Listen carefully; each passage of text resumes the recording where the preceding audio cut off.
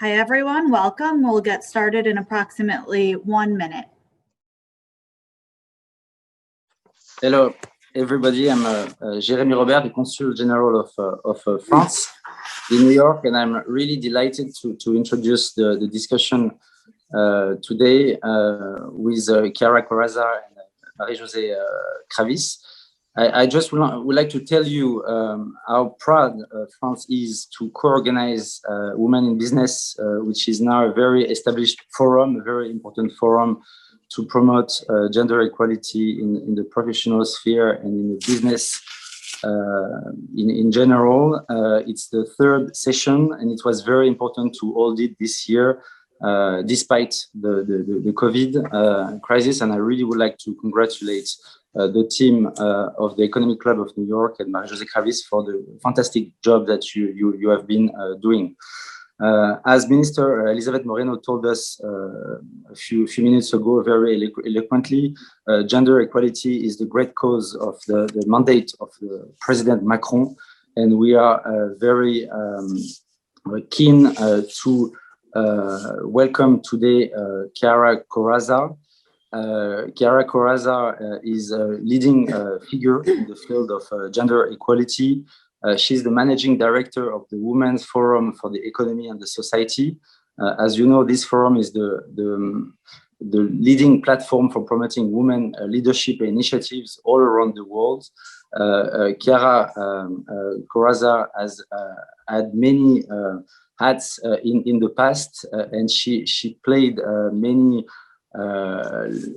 She had a lot of inspiring initiative, and she has been extremely creative about finding ways to mobilize leaders and key players, especially in the industry and the civil society, on how to bring to reduce the inequalities with women, and how to improve the participation of women in sectors such as very specific sectors, such as as you say, the work of the future, like artificial intelligence, science, mathematics, and also all the work related to climate change, health, and business. And last year, you have produced a very important report to our Minister of Economy in France, Bruno Le Maire, in giving us guidance and recommendations for how to improve the participation of women in this very strategic new sector of the economy. Today, you will talk to us about all this topic, and you will also tell us about the Women's Forum G7 Call to Action report, which recommends a series of steps that needs to be taken to ensure that in the post-recovery of the economy, the women, these post-recovery plans will be inclusive also for women.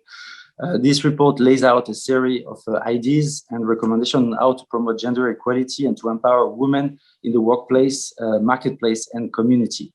So I'm really looking forward to your participation, Kiara. Many thanks to everything you have been doing for France, for the women equality in the economy, and I'm really happy to give you the floor right now. Kiara, the floor is yours. Thank you so much, Monsieur le Consul General. I'm very moved by your so kind words, but it's true. I do it with all my heart, with all my energy, mobilizing my networks, because I really think that, as the President Macron said, it's a great cause, not only for France, but for the world. And I'm really delighted. Thank you all of you, and especially Marie-Josèe, for inviting me, because I'm really delighted to share with you the ambitions and the purpose of the Women's Forum in this very challenging time. Because, you know, we are focusing on disruption, even worse after this triple crisis of COVID. And we know that this pandemic has really created unexpected obstacles to advance the progress of women. We risk to go back to the Middle Age, if I can say so, and we increased gender inequality. But I am an optimist. I'm convinced, deeply convinced, that this crisis represents also a unique opportunity to bring a new vision, to make a new renaissance. I'm Italian origin. And I really think that it's the moment to change the paradigm. Because do we want to go back, or do we want to step forward? This is the momentum to choose. At the Women's Forum, we call it the she-covery. We have a copyright on that. She-covery means that we don't want, as women, just a part of the pie. We want to put the ingredients in the pie. You, Jeremy, you put chocolate, and I, Chiara, I put vanilla. And at the end of the day, the pie will be better, will be more tasty, will be larger for the benefit of all. This is the she-covery, a shift of paradigm, putting really the woman at the heart of the economy, of the science, of the progress, social progress, of finance, at the table of negotiation. And of course, in politics, because the politics are driving a lot of decisions. Our ambition at the Women's Forum is to highlight the voices, the vision, to bring the contribution, the added value of women to build an inclusive world, but not only on gender issue. This is one of the strengths of the Women's Forum. As you said, Monsieur le Consul Général, we are focusing on issues, crucial, pressing issues that concerns not only women, but the entire humanity. I'm talking about climate change. I'm talking about how we design the cities of the future. I talk about how to have access to finance. I talk about healthy aging for everyone. I'm talking about business, of course, women empowerment in finance and in economy, and so on and so forth. Topics that are for all of us, not only for women. Of course, we bring the contribution of women, but it's for the world economy and society. And the Women's Forum is French. We are based in Paris, and we are in a wonderful, sunny, beautiful Paris.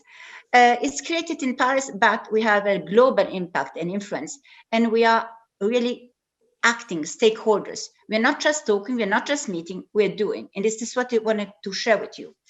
What we do, it's with the strong support of our business, institutional community, and our worldwide more than 30,000 men and women committed with us, 30,000 active community, and of course, big financial partners also.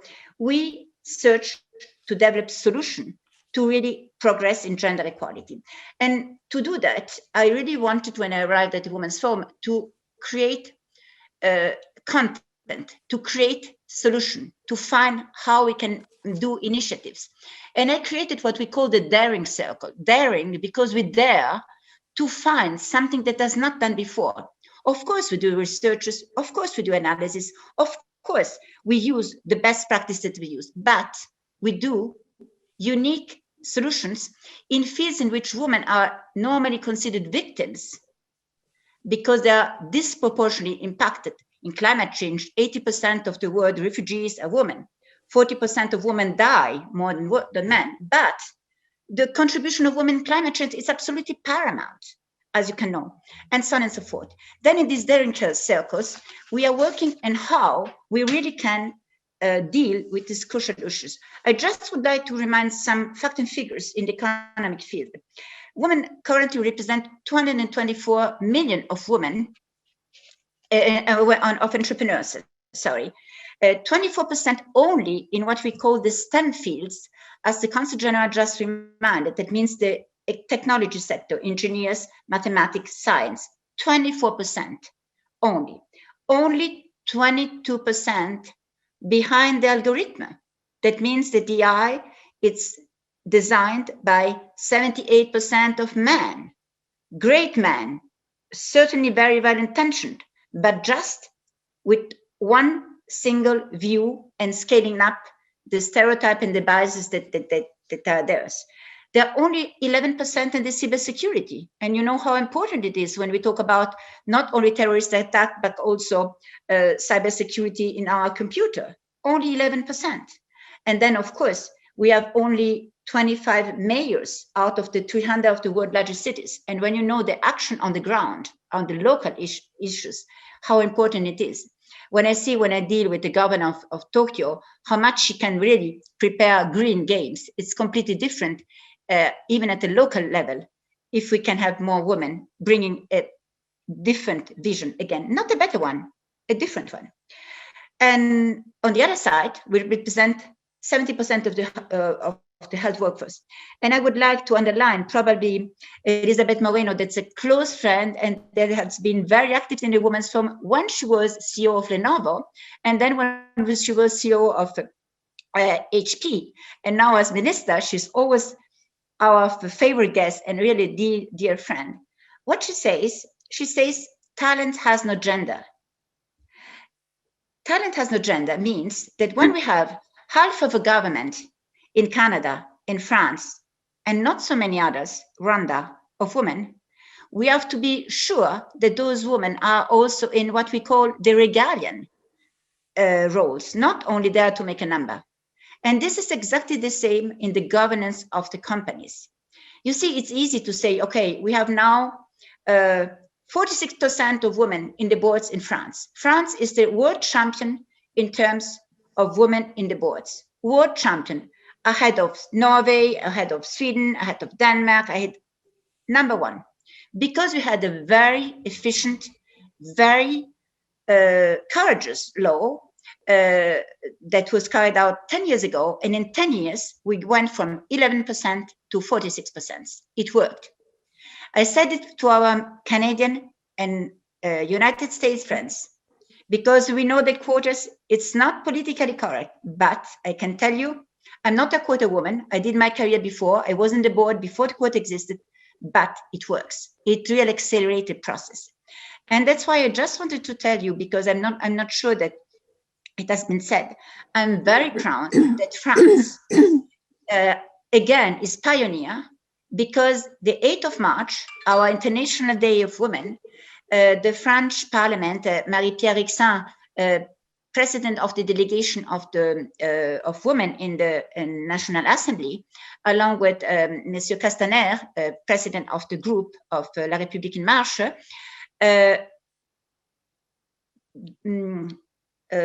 deposed a law, inscribed a law on the agenda to promote now women also in the governance at the highest level of the governance in executive committees. Then this law, will be also pioneering because for the moment, we don't have any other law really giving a drive, giving a lead to show where the governance of the company should go. And I really think it would be very important that in the frame of this law, we also have a quote and a quota that say not only numbers, but also responsibilities. It's exactly what I was saying. That means responsibilities means those who are really operational and in the strategic function of the company, and not only support functions. I would like to come back of what we do in the Daring Circle to give you some idea of what we could maybe also do together. We have five, sorry. The first one, I just said it, it's a very important one. It's Women in AI. Under the leadership of Microsoft, we inspire organization, especially in the private sector, to apply a gender lens to the development and implementation of the artificial intelligence, to avoid as much as possible gender basis. Then we have another one, very important one. It's the topic of today, Women for Business, under the leadership of P&G. And we raise the awareness of the opportunity to give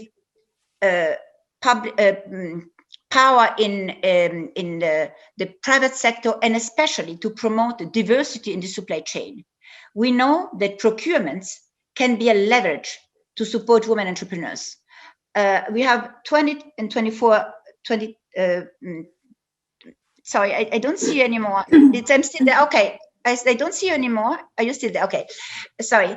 We have 224 million of women who are active in women-led or women-owned business, and they have accessed less than 1% of public and private procurement in the world. That means that in countries such as Japan, this is official data, you have 180,000 billion of dollars, of yen each year on the public procurement, and there is no one single company led by a woman who had access to that. And this is not just an and justice. It's just economic waste, as you can imagine. Then, of course, each country has a different juridical environment. We cannot in Europe, for instance, have a positive discrimination for women-led enterprises. But you can see that really this is an issue that you have to bring at the level of the Minister of Finances of the G7 and G20 countries. Another very important topics we already talked about is climate action.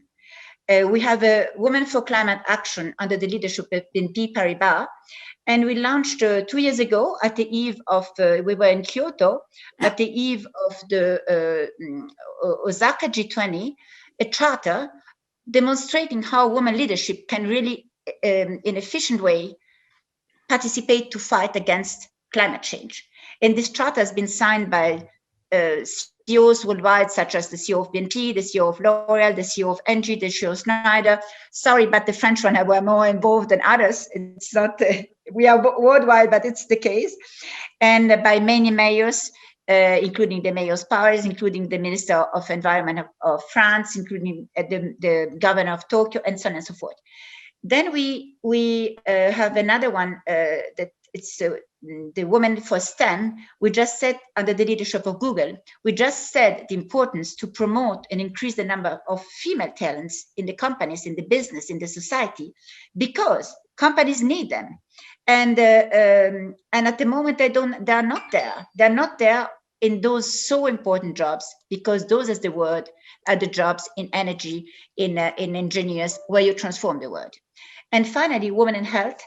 Under the leadership of AXA, we focus on a healthy aging for all. You know that women, we are living almost 10 years more than men worldwide, but in which conditions? How much is the weight of the society? How much we have to pay for that? And especially how it's a pity to see that we cannot arrive in good shape and condition. And of course, after this COVID, how promoting the design of a new inclusive health system that we have completely to review. This just to say, because the progress in gender equality is not our works only, we need data. We need to know, to measure the progress. We know to have evidences. That's why we created a barometer. A barometer, it's the first barometer on gender equality on those topics. It's not on gender equality. It's on the key areas that we just reminded: business, climate change, tech for good, health, access to finance. And our barometer, it's a very good instrument. I really invite you to read it, for the international community and civil society governments to monitor progress and measure year after year, and also to know what is the maturity of the population and to compare it, reality and perception. What we observe, and it's a paradox. On one side, we really see how stereotypes are very, very strong, and how much the COVID crisis has a terrible impact. 78% of women we interviewed in the G7 countries. I reminded it's 72% of the richness of the world. In the G7 countries, 78% of women say, we are afraid of the future. We cannot afford it. We are fear to lose our jobs. We are fear because we are exhausted. And 59% said that they experienced burnout and depression. 59%. Men are 20, 30% less. This is the first reaction. Second reaction, it's to see that, in fact, we feel that we have to, as I said before, we have to take a decision where we're going, because in all those important fields, women are losing their jobs. Because if there is a choice in Italy, you have 90,000 persons who lose a job for women and 2,000 for men. You see, I don't know, I don't have the statistics of France and Germany, but the Italy official one are 99,000 women for 2,000 men. Because women are in the hospitality, because women are in the services, because women are maybe those who say have to stay home to take care of the children who doesn't go to school and leave the jobs, and so on and so forth. And also maybe because in some case, they have not the right skills the society needs in this time. Then just to say that, we really felt that we needed to alert and to give insights to the head of state of government of the G7 country, even if there was not a G7 summit, and to write them to say, please listen, because we have something to say that, again, it's not only to promote women, but it's really to improve and to the gender equality, of course, but the society of tomorrow. The first among the contribution we did, it's on the future of work, because it's exactly what we said. We have to construct the world of tomorrow, and we need the competences. The barometer says that 32% of the responses believe that women have less access to develop new skills to their lives in STEM, and that this is a prejudice for having a good impact on the society. 78% think that women should have a better access to job STEM and AI, because there would be a better economic growth, a better creation of jobs, and a more ethical AI. This shows quite a maturity of the public we interviewed. I just wanted maybe, but the Consul said it, how proud I was to have this mission. We're really working on how to improve and rise the number of girls and women in STEM. And it's something just I would like to share with you, because it was a big of work. You know, we have to start when they're 5 years old, and a long life journey. 5 years old, then 12, then 18, and then skill, reskill, or trust skill all a life long. There is no reason that when a woman comes back after taking care of the children at 40 years old, she has no more place in the work market, because she has not the skills. That should be skills and reskills. And there is a very good association in France called Simplon that gives training to women, giving them the opportunity to come back on the market, and companies on the other side to say, okay, this year I will hire 100 women, because I need them anyway. You know, there are 1 million jobs available in Europe in numeric, and 1.4 million in the United States, only numeric. Then you can see how much are the possibilities for women also to accede to this kind of jobs. And what we want is really from school to the boardrooms. We want to explain to girls that they have to choose the STEM education, because this will give them the choice. They give them the choice if they want to be a nurse, or they want to be a teacher, or if they want to take care of people, or they want to transmit. With this kind of education, they will have the capability to be what they want to be, even stay home if they want. And of course, those kind of jobs give them a financial independence, and this kind of jobs give them the power to be at the table of negotiation, and the power to decide, and the power to arrive at the famous governance of the companies. Because at the end of the day, when you are in an engineering company, you will hire an engineer to be CEO, not because it's a man and a woman, but because you need an engineer to take the decision. If you are in a bank, you need somebody coming from the financial system to lead the banks, and so on and so forth. And we just need women also in these jobs of the future. And to explain to women why they should, you know what we say to young girls? We have a lot of initiative on that. Girls want to work on purpose. 72% of girls say, I want to have a career that has a positive impact. Then girls want to be active in fighting climate change. Great. Become an engineer in energy. Like that, you can be sure that we can have an impact. If you study sociology or literature, it will be more difficult for you to fight against the climate change. Very simple, pragmatic speech. And we will launch a big campaign in Europe that's called STEM Key, to really attract in the right sense of term, with role models, with STEM sisters, to say, this open you the possible of your life. Tech for Good is the same. Tech for Good, 77% of the respondents say that develop digital application in AI will benefit everyone. I just said how much we risk to create a dangerous world, how much we should really do something. And what we encourage the government to do, it's something quite innovative. We say, why we don't create a research tax, a credit tax that says for the companies who have specific task force and specific research to me in inclusive AI to create something that will be not only designed by some happy few engineers, white engineers, but from the diversity, you will be rewarded. We will acknowledge the effort you do with some fiscal incentive or creating an environment that gives them invite to do. And what we also think that we should maybe create, we create like a guideline, a tool for the enterprises, like that they can know what is, it's the easy way to do. And what we would like is really that the governments in the G7 take into account how difficult it is and help those who are doing it. Because it's, I mean, it's again, it's necessary. We have an example, for instance, we created in France, as you know, an index done by Marielle Pénicaud, who gives transparency on the salaries. And it has been very efficient because, of course, many companies discovered that there was a big salary gap between women and men in the same company from the same responsibilities. Then why we don't do a ranking of the companies who are more inclusive in designing the new AI and ranking them with transparency and rewarding them? Not name and shame, but name and fame those who give.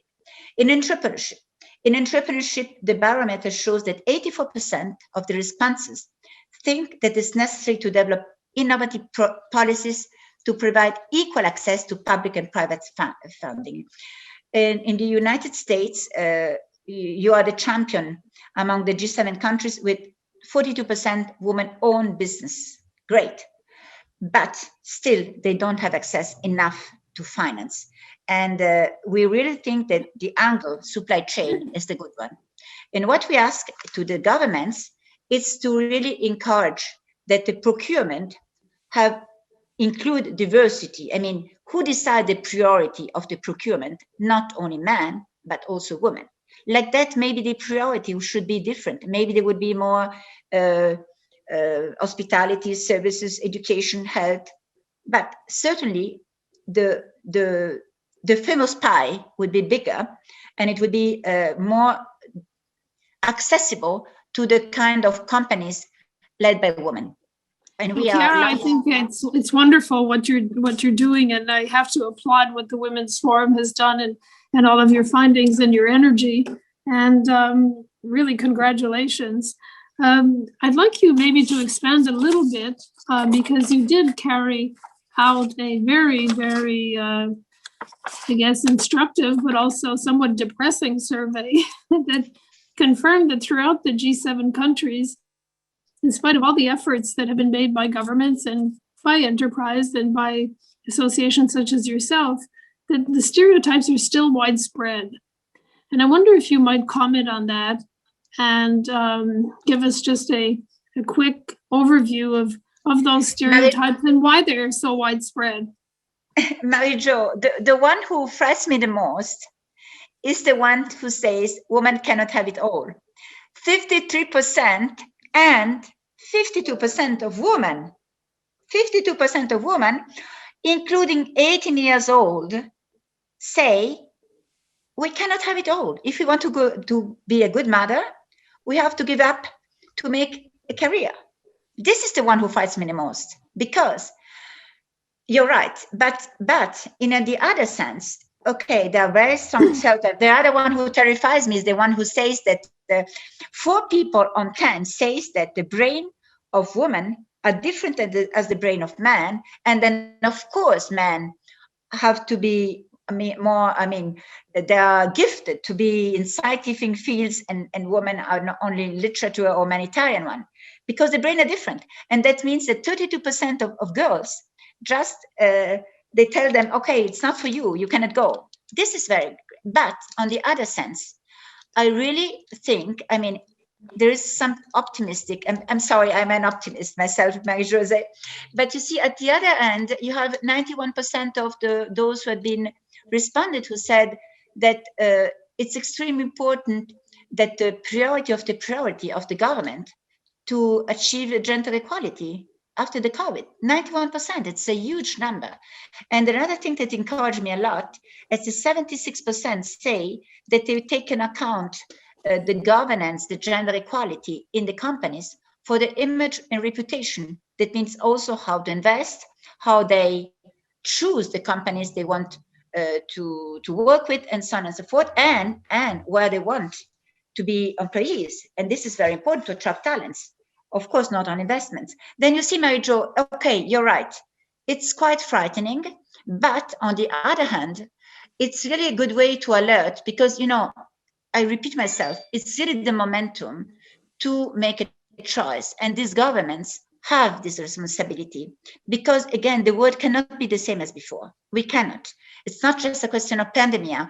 We highlight so many injustices, so many things that doesn't work, so many ways of capabilities, of talents, of the economy. I mean, you know that gender equality in economy would just create 240 million jobs. It's no, that's McKinsey, and add 28 trillion to the GDP, the world GDP. I mean, it's not possible. We have not the means to leave it as behind. And by the way, we know the contribution we can bring also, because I don't like comparison with men, because we are not better or worse again, and we're not in competition with men at the Women's Forum. But we have to highlight the fact that during this crisis, who did the best at the head of state and government? There were 7 women. Who did the best when you dealt at the BC? This afternoon, there is the press conference of Christine Lagarde. You see my picture behind it. That's the treasure of France in the world. I mean, this is the great lady, and what she did at the head of the BC, it's incredible. What does many of my friends at the head of pension funds or equity funds, why they do better than men? I mean, it's in the world, the United Nations said last week that the companies with the governance led by women surperformed 35% during the crisis, 35% in economic results. It's not me saying that, it's the United Nations. I mean, it's also very difficult anyway to make these comparisons, because it depends in which field you are and so on and so forth. But at the end of the day, the society needs women. That's for sure. I mean, we have proven that we need this, and not just to take care of the most vulnerable, because when we say that, we say, okay, yes, because you're the nurses, you take care of you. Yeah, of course, we are be able to take care of the most vulnerable, but we are also capable to deal with all the challenges we have to be facing with. But in spite of these, you know, these very successes that you mentioned and the data that you mentioned, one of the things that your survey found was that women were more doubting of their capacities. So do you think that we need to do more mentoring, that the women who are successful, even though there are so many demands on their times, that more mentoring, or that in companies that there has to be more of a specific effort to give women this confidence, confidence in their abilities, in their aspirations? Marie-Josèe, I think you're really straight on the point. It's a question of trust. It's a question of trust. Women lost hope. We have to give back hope. We have to give back confidence. And women, we know that women are less confident in themselves, less that they don't promote themselves. This has all been, how can I say, a way of acting of women. But in this case, for the recovery, it's really a question of regiving the trust in the future. This is why I think it's so important, the role of the leaders, because the leaders can say, believe me, we can make it. Believe me, we go somewhere. Believe me, we have a vision.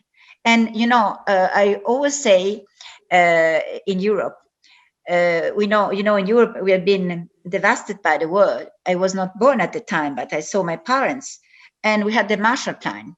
The Marshall Plan not only reconstructed Europe completely, and we are so grateful, because, I mean, Europe would not be existing if not the Marshall Plan, but it gave also the dignity and the hope to people. And that's why I'm saying we need now an Ursula plan. We need a Christine plan. We need a Kamala plan.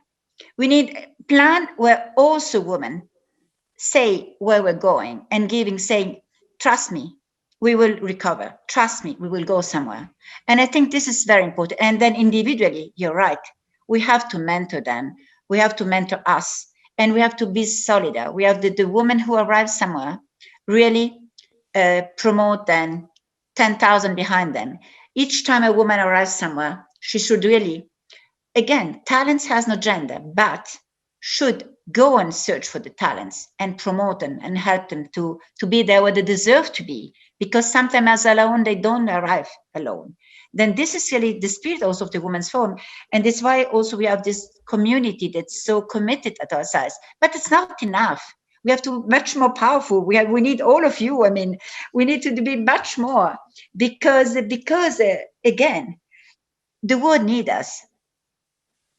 So do you think these issues are too important to be left to business? That business will not move quickly enough without governments pushing them? No, I don't say that. No, I don't say that at all, because I'm really convinced that they were incredible leader. We call it the feminist leader because they're much more feminist than us. And we have, an initiative in the Women's Forum they call the CEO Champion, really the champions of gender equality.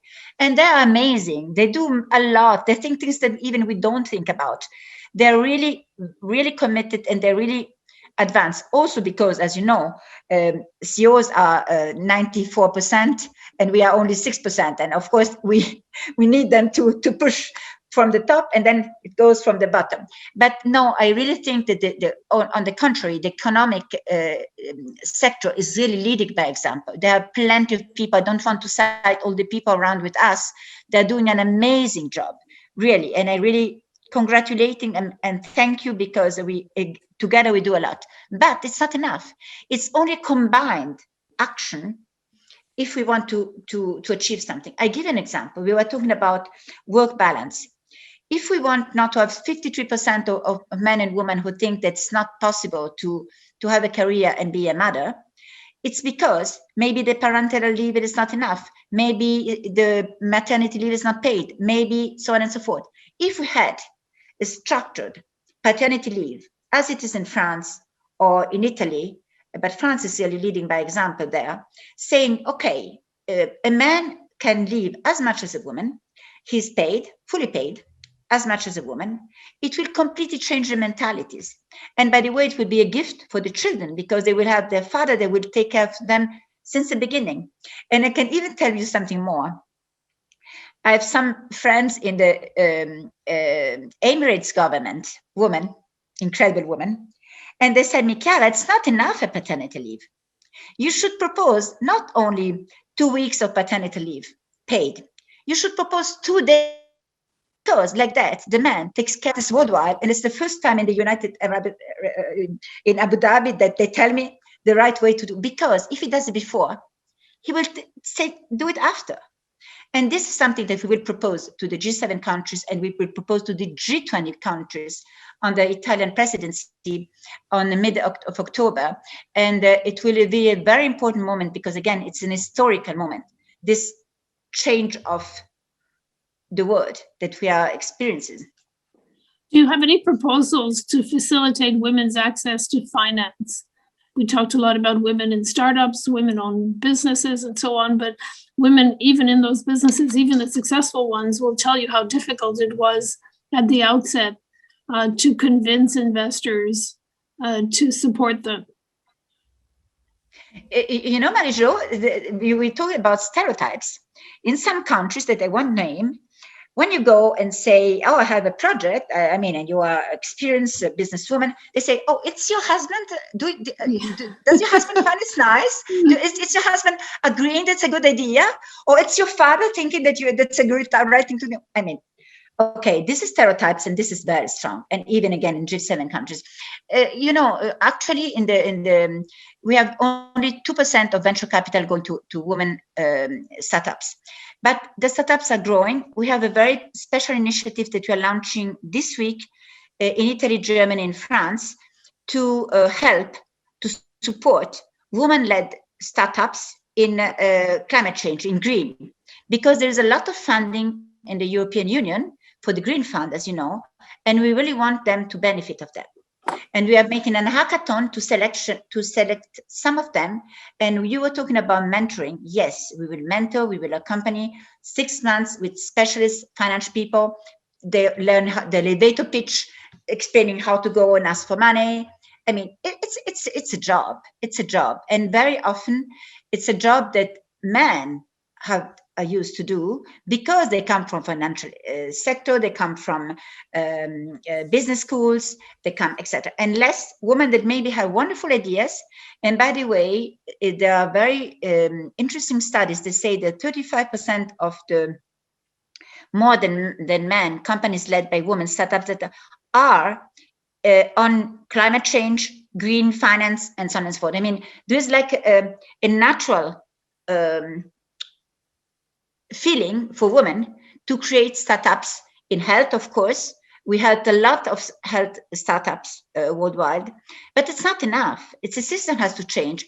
And something we have proposed to the French government, and it's now in the law, I mean, in what has been the proposal for law, is that the BPI, who is the bank for increasing the number of, who helps to help the startup to grow, that they have to take in an account the governance, how many women are in the companies, if they respect the law on salary equality, and how much it has a purpose. Then you see, this is a completely different way of investing. And again, sorry, Marie-Jo, but I'm very optimistic. If a fund as the Norway Fund says, I'm now investing where the governance it's paritarian, how many other investors have to follow? I mean, it's a trend, and the millennials are doing like that. You know, the young people, it's voting with their pockets. They really choose the companies that they really believe in. Then I think that investors, institutional investors, more and more pay attention, you know, not only an ECG criteria, including women equality or gender parity, but also the kind of purpose and impact that these women-led companies can have. Then I really hope that we will increase the number, because we are so far away that we really have to accelerate very, very quickly. But again, I am optimistic. Well, on that note of optimism, I have to thank you, Kiara, for all the work that you're doing. And I was very happy to hear you say today that the Women's Forum is not only encouraging active participation and substantive participation of women in business, but also in, the major public policy issues that face us today, whether it's climate change or health or tech. And so I really applaud what you're doing with the Women's Forum. I thank you for joining us today. It was a terrific discussion. We could have gone on, but we have to wrap up our second session of the day. Our next session Thank you so much, Marie-Josèe. Thank you. Our next session starts at 12:30 with Deborah Orita, the Senior Managing Director in Global Health of Real Asset for Canada Pension Plan Investment Board, Tai Lee, who's the Chief Executive Officer of SHI International, and Sophie Boulot, the Chairwoman of the Board of Directors of Sodexo. They will be interviewed by Nadia Theodore, the Senior Vice President, Global Government and Industry Relations of Maple Leaf Foods and former Consul General of Canada in the Southeast United States. So you should all have received the link to join this third session, and we look forward to seeing you after the break in approximately 30 minutes. So thank you again to Chiara Corazza and to Jérémy Robert this morning, and look forward to seeing you at 12:30.